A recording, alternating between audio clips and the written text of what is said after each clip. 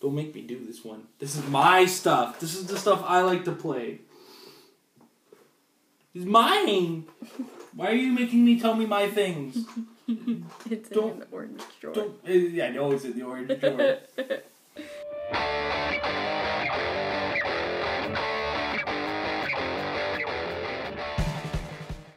This is my secret tech, and it's not really a secret. It exists. It's a playstyle that exists and is not the first choice a lot of players make. It's not always the best. It's not always the most ideal. It is probably one of the trickiest, if you ask me, to manage, and it is the Swarm Team. So what I have here is a drawer that contains my figures that are 75 points or less.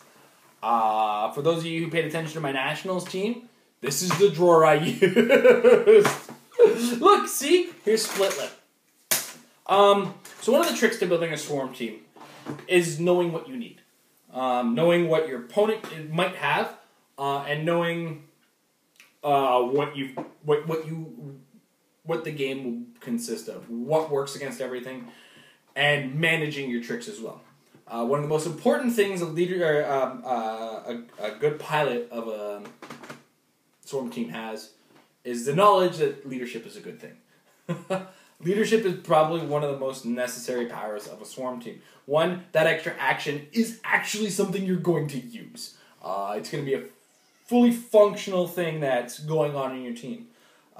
Secondly is you're going to want to manage the types of characters that are in your team. One of the dangers of a Swarm Team is a lot of people look at low point characters who are one-dimensional and think that they'll fit into the team. And honestly, it's not really the best or ideal way to work it. So for instance, let's use a couple prime examples. Destiny is a good pick. Her movement doesn't take anything out of you. She does have precision strike. She's got an awesome probability control power, and you know she's got potential. But for another 16 points, you can get Sister Cersei, who also comes with probability control. Not as awesome as her probability control. Also has TK. Reasonable stats at what she's got. She's got willpower as well, and her she got the blue spectrum ability of perplexing up as well. Sister Cersei in the late dial switches her focus from pumping you up to bringing you back to life with a 14 defend and 10 attack with support.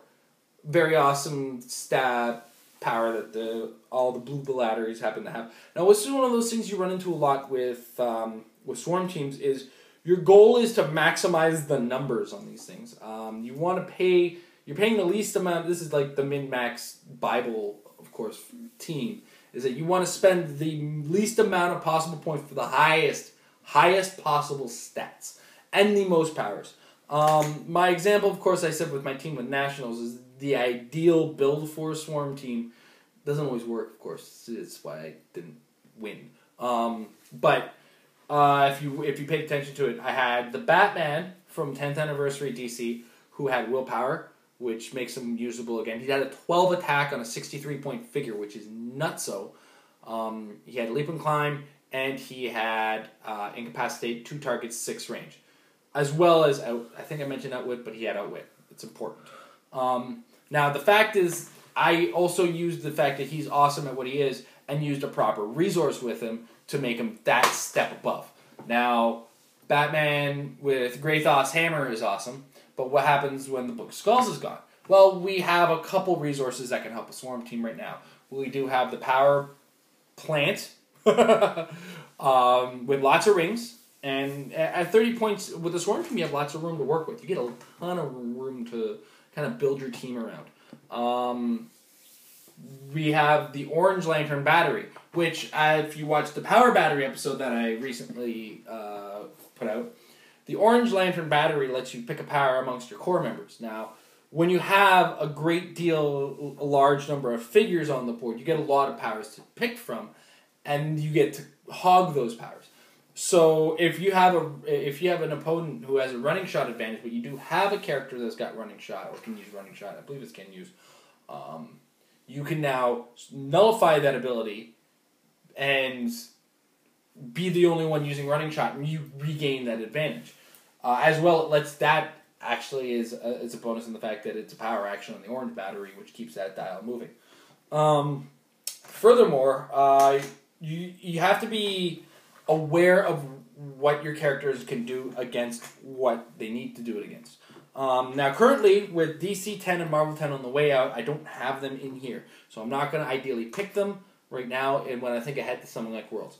Ab and Sur is on my radar. A lot of primes, a lot of low point primes are really, really big bargain figures. Ab and Sur is a prime example of a prime. I was seriously about to say that. He lets you bring in a construct, so he's still at max 60 points. With an 8 range running shot, 10 attack, not the best attack nowadays, but still a very reasonable attack, which is uppable by a green power ring, maybe. If you decide not to use it, or if you want to nullify your opponent's free actions to maintain the higher out-actioning bonus. Anyway, he's a good example of a strong prime to fit into the team. Cerise, from Wolverine and the X-Men, the prime version of Deathbird. She's got PD team ability. She's got the choice of a couple other abilities. Energy Shield at a distance. She's got Running Shot, Psychic Blast, Enhancement. Enhancement is a strong thing in a Swarm team, especially if a lot of characters are ranged. Mostly because if you can get... Now, just going to be caveat after this. If you get a decent row of guys all making attacks one after another next to each other, you do have a lot of potential. Of course, I already see the comment section now. Well, that leaves you susceptible to energy explosion. Well, congratulations. You've understood what happens to Swarm teams. Is you are susceptible to energy explosion, which is even more potent in the current rules with its multi-target printed lightning bolts thing. Energy explosion is, of course, one of the things that you're going to run into a lot as a problem. So it's a matter of reacting to that. Sometimes it's okay to react by spreading out as long as you maintain your angles. It's okay to lose the enhancement bonus. Don't find yourself relying on it. Perplex is an important power for this type of team. And I already explained that Sister Cersei works in it. The Blue Lantern recruits are a good source of Perplex. I don't think there's a great deal of low point Perplex. Well, Blind Owl, but she's kind of stuck in the starting area. Weasel fits into these teams as well, but Weasel and Blind Owl, they're more fit for pit crews. I feel that if you're going to build a good Swarm, every figure's got to be fully functional and ready to fight. Now, there are exceptions to that rule. Like I personally used Split Lip on my Swarm team, mostly because he was almost a necessity for a Book of Skulls. But if you're not relying on a Book of Skulls and you have something like the Power Battery or the Power Plant or a Power Battery, you don't have that necessity. So you do have a few more options to just kind of get your team in there. And then you always want to pay attention to maximizing the potential damage by, with things like free actions. The free action in the metagame, though, you run the risk of weeping about green power batteries. So you got to look at your team and say, can you function without the free actions? If you can function without the free actions, you're good, right? If you can't function without the free actions, it's time to go back to the drawing board. I love this bin so much. This is the one I use all the time. Look, Phantom Girl's in here. Amber, what do you think about Phantom Girl? Yay. Don't give me that look. If you even give me that look. I didn't roll the shape changes and super senses against you, okay? Not my fault. How did Magneto find his way into the Swarm bin? This Magneto is actually one of the cool choices for a Swarm team. His 9 range is amazing on a figure under 100 points. He flies. He's got a white movement power, which I believe was free Force Blast, which in modern game is pretty amazing. That was very loud. We've got Barrier on him. At a 9 range barrier, you can defend your team at a distance. And defend it from those energy explosions. Big on energy explosion! Get out of my face! Characters that really kind of pop in this kind of team is my armless now Rose Wilson. There are a couple figures over 75 that fit into these teams too. Guy Gardner, the Red Lantern Guy Gardner, kind of sticks out to me. At 88 points with 12 attack, with Flurry and Precision Strike and Shape Change. He's got a lot of potential himself. If he had Blades, Claws, and Fangs too, if you're up against Impervious or Invulnerable, I would definitely consider always using the blades because you're always doing the 1 damage anyway. That's another episode altogether. Dexter, he's a cute one. Liver, he's tiny. The more rollouts, the better, too. The more chances you get to dodge, the better these figures become. One of the things you always be aware of, though, is there's always a prime that fits to your team. Alyosha Craven fits in a Swarm team perfectly.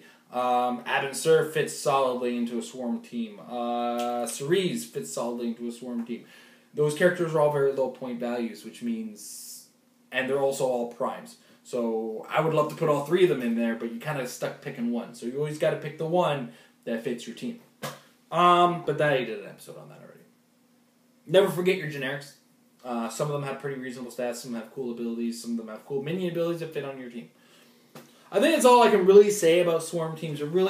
They are hard to pilot. One of the things to note in a 300-point game is you have 3 actions. If you have like 6, 7 figures on the board, you've got to manage that somehow. And you're going to find yourself with characters being left behind if you're not careful.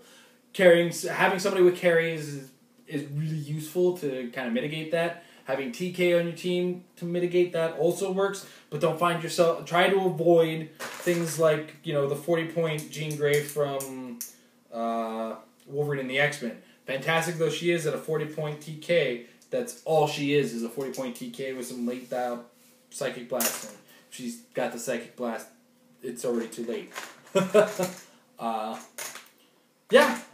There's not much to say beyond. Be careful with these teams. Know what to pack. Pick your team very carefully and try to work around it. Swarm teams often take a lot of time to find their groove, or find your groove with them, and then eventually you'll play them, very easily. One of the bonuses, I gotta say, the strengths and weaknesses of the teams. Strengths, you have the ability to out-action anybody. Any opponent who's got 2 characters on their team is officially out-actioned by a Swarm team. And they recognize that, so they're going to try to keep their distance and use their advantage of higher point figures. And higher point figures are generally higher quality, generally. But your strength, of course, being out-actioning them.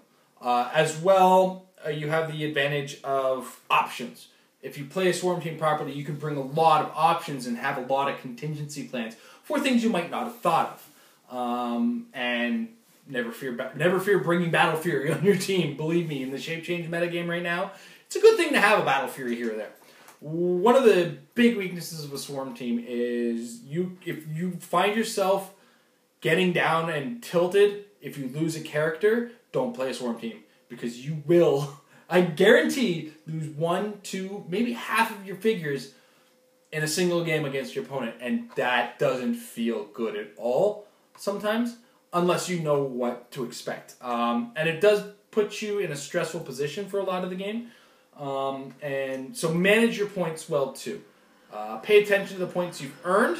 Manage your points, so when you are ahead, don't stress out. But also pay attention to the points themselves, because when you lose 2 characters, you might lose 2 characters, but your opponent's 1 might be worth more than those 2. That's all I got to say about that. It's a Swiss Army knife of a team. Hard to play, but there is some reward to it. Metafix is brought to you by Majestus Comics, Collectibles, and Games down in Costa Mesa, California, near the Orange County Fairgrounds, where they play Heroclix 3 times a week in that store. Don't live anywhere near Costa Mesa, California, or the Orange County Fairgrounds like us? Check down below. We have a link to their web store and their eBay store, where they're always updating with all kinds of new Heroclix singles. Patrick's winning them all the time, so it's a good time to check whenever there's a big tournament around and he's winning.